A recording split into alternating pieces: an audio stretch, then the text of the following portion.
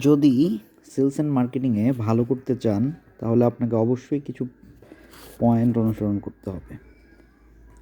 প্রথমত কোম্পানির প্রতি আপনার বিশ্বাস এবং আস্থা রাখতে হবে। কোম্পানি সম্পর্কে জানতে হবে। কোম্পানির প্রতি আপনি যত জানবেন তত আপনি নিজেকে আস্থাশীল এবং বিশ্বাস স্থাপন করতে পারবেন। আপনি যে প্রোডাক্ট নিয়ে কাজ করবেন সেই প্রোডাক্ট সম্পর্কে আপনার অধিক ধারণা থাকতে হবে। নিজেকে পরিপাটি রাখতে হবে।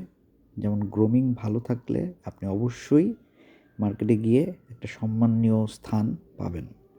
প্রেজেন্টেশন ভালো রাখতে হবে। প্রেজেন্টেশন ভালো না হলে আপনি কখনোই কোনো প্রোডাক্ট নিয়ে কাজ করতে পারবেন না। প্রেজেন্টেশন যেন ভালো হয় সেদিকে নিজেকে সবসময় প্রস্তুত রাখতে হবে। ক্লায়েন্টদের সাথে সুসম্পর্ক তৈরি করতে হবে এবং ক্লায়েন্টদের ভালো মন্দ উভয় সম্পর্কে আপনার আগের থেকে জানতে হবে। তারপর আপনি ক্লায়েন্টের কাছে গিয়ে তার সাথে সুসম্পর্ক তৈরি করবেন। সময় মতো সকল কাজ সেট করে ফেলতে হবে।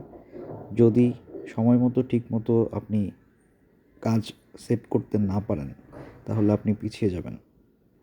টার্গেট নিয়ে মার্কেটে দৌড়াইতে হবে যেন মাসের টার্গেট দিনের টার্গেটে রূপান্তরিত হয় এবং দিনের টার্গেটটা দিনেই অ্যাচিভ করে আসা যায়। ধৈর্য ধারণ করা এবং লজ্জাবোধ থেকে নিজেকে বের করে আনতে হবে।